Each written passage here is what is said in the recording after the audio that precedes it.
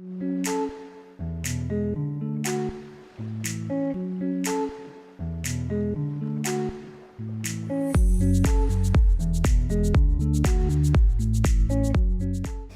hi, my name is Josephine Mwangi, and I am a Girl Guide.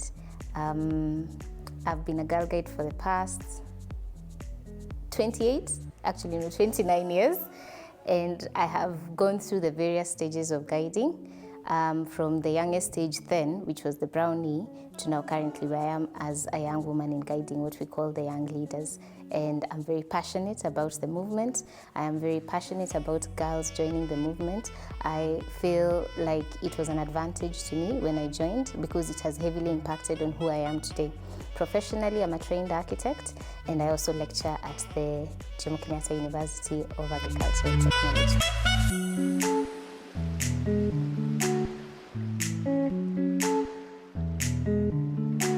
I am from Nyeri County 019, a very proud member of the society there.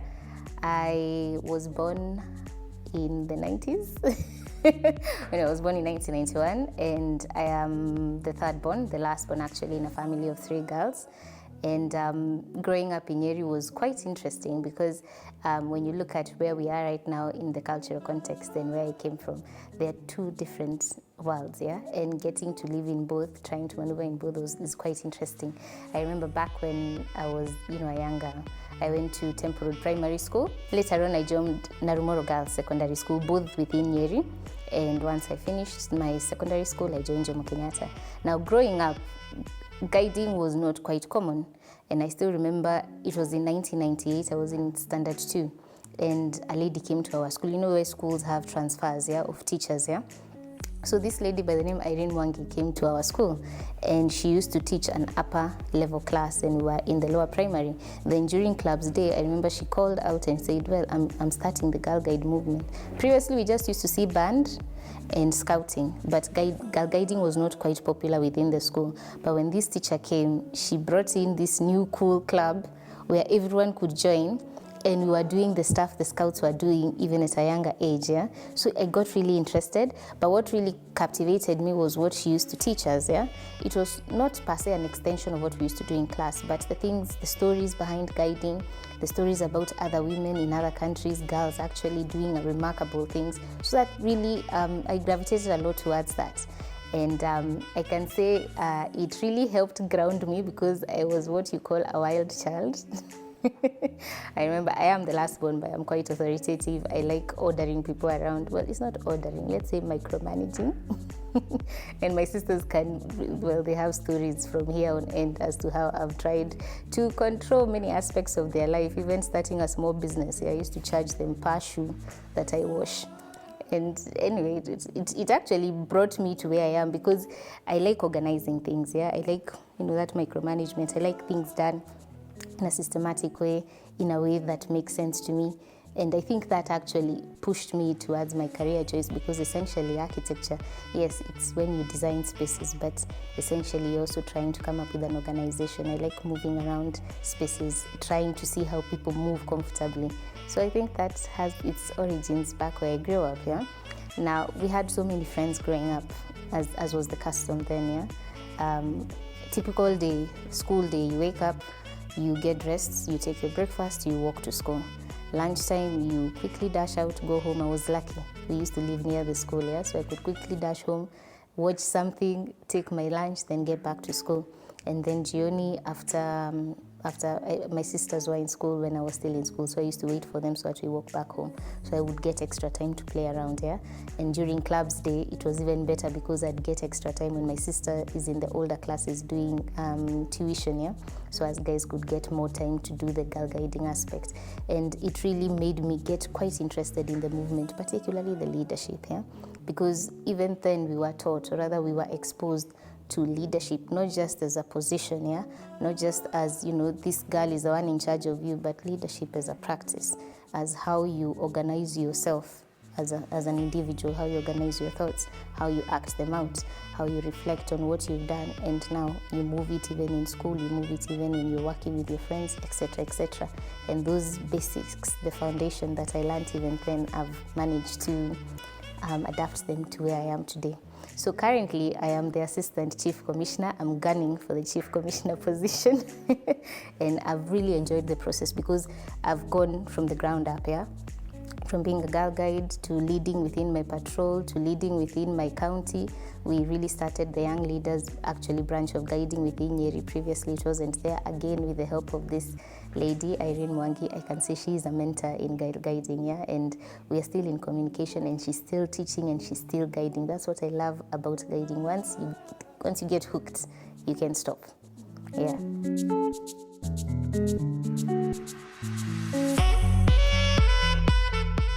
I chose architecture as a fallback. Yeah, my sisters are in the sciences. My older sister is an electrical engineer. My second born sister is a biotechnician. Yeah, so I wanted something cool. I didn't know even what architecture was. I thought it's architectural engineering up until I reported to school. So getting into school, going through, and it's a very tough course. And we did in the old curriculum where it's a 6-year long course. Yeah. With no break. I think in UN they do a short break where you go do for 4 years, you get an exit degree, then you come back, you have an option of coming back. But as guys, it was the whole 6-year stretch, yeah?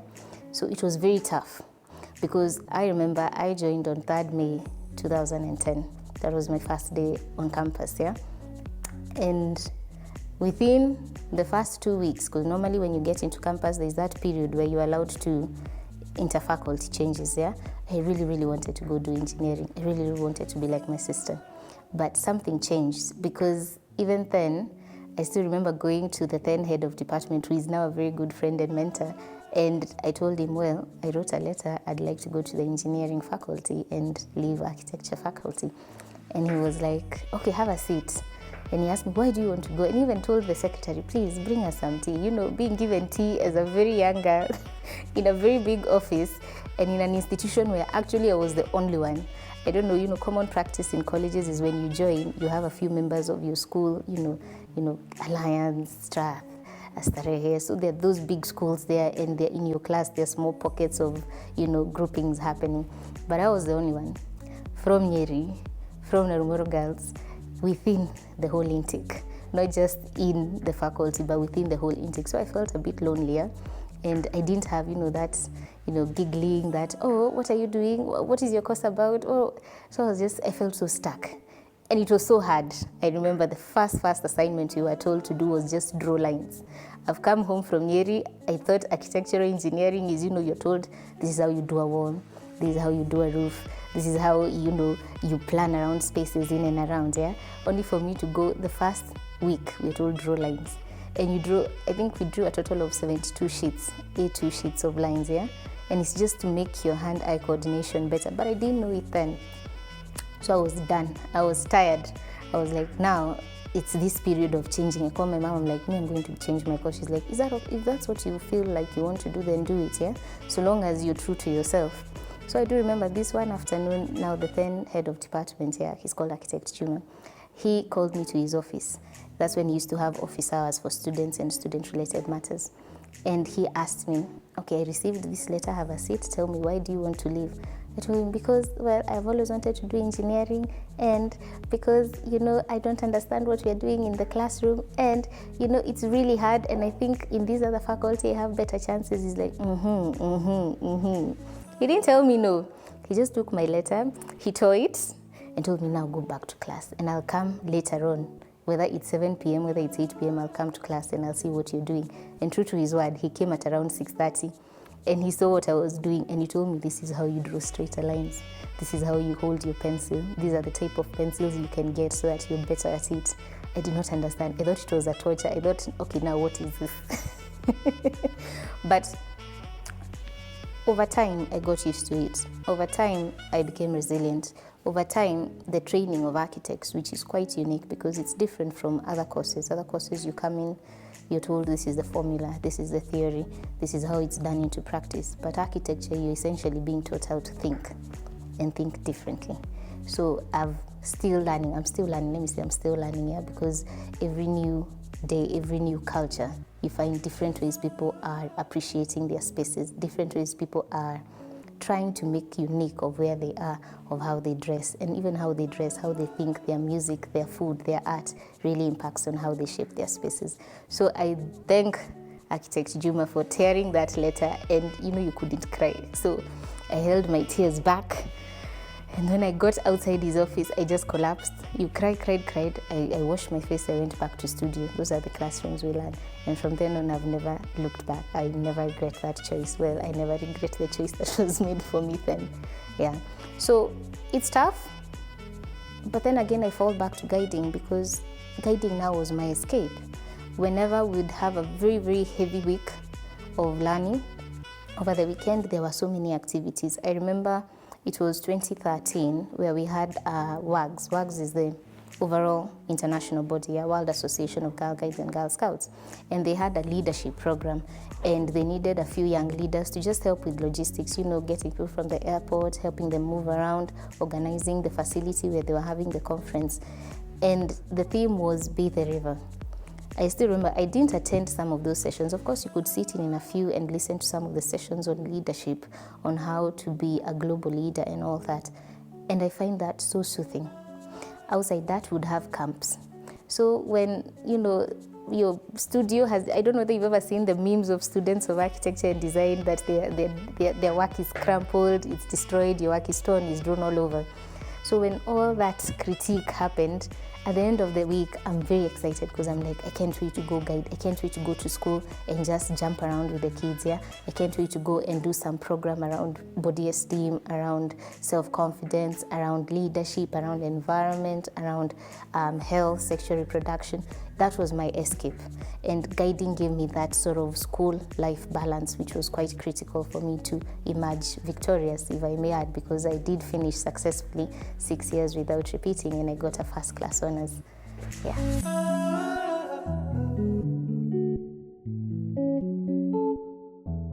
So hi, we're taking a short commercial break, and we'll be right back with more of my story.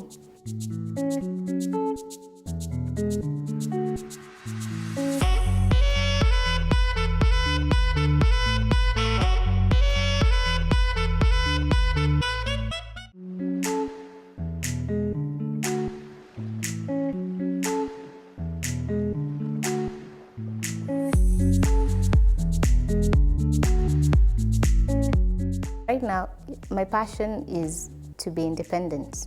Independent not just, with regards finances, but also independent with regards thoughts. I've found that over time, if you don't have free will, not free will, but free thoughts, what Akina Malcolm X and MLK used to fight for. If you don't know how to independently get your opinion, you'll always gravitate, or you'll have a lot of biases, because they're heavily influenced by others.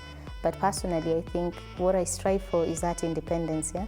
Independence of thought, independence of action, as well as other areas, finance, friendships, social networks, etc., etc. But right now, where I stand in 2023, I think my purpose or my passion is to strive for that independence.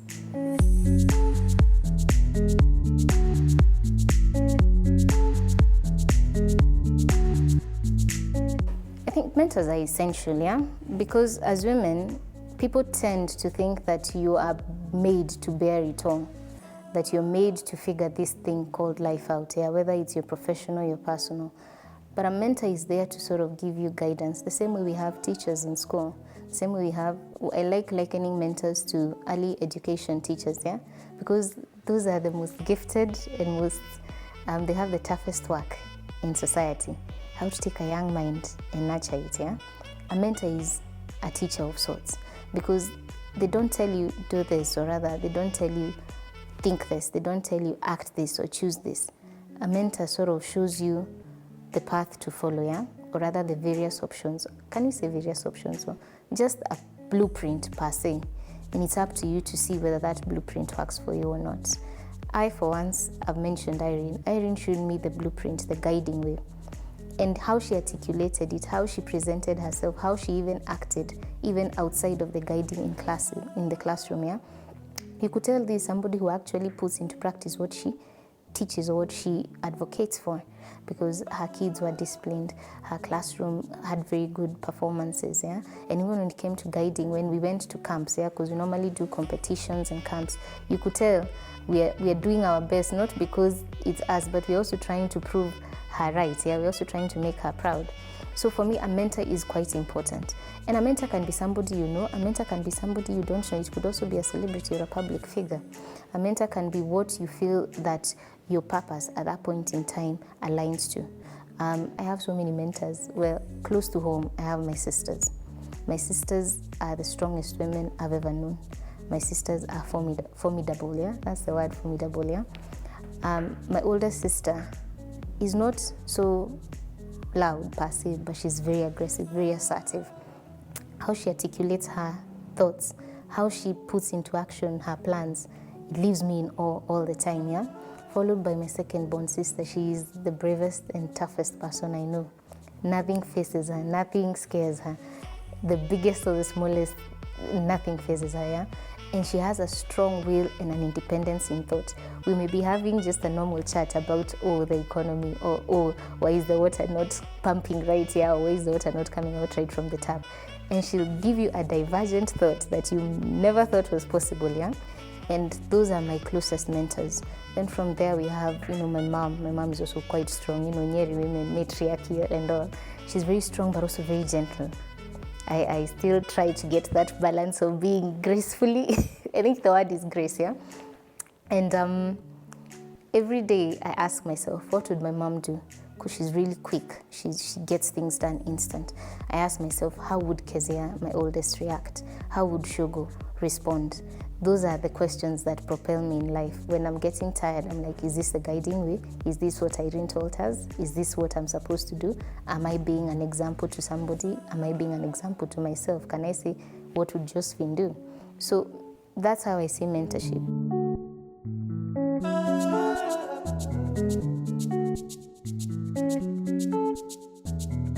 There are no challenges in guiding. That's why we are still at it right now, yeah? Because guiding is a passion.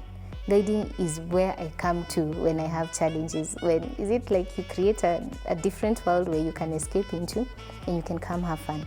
Because you'll hear the girls in school say, you'll also hear us say, if it's not guiding, it's not fun. And everyone, any human being, even the vilest of people, yeah, they require a bit of fun and relaxation in their life. That's guiding. The only challenge to guiding is probably getting more time as I grow older, yeah?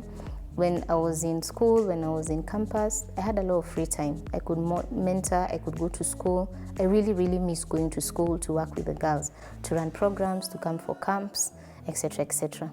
So the time could be the only challenge when it comes to guiding, because we want to give our best, we want to give our time, we want to give the resource that is available to us or readily available to us, and time is the main constraint, yeah? If I had all the time in the world, probably 40%, 80% of it would go to guiding, yeah?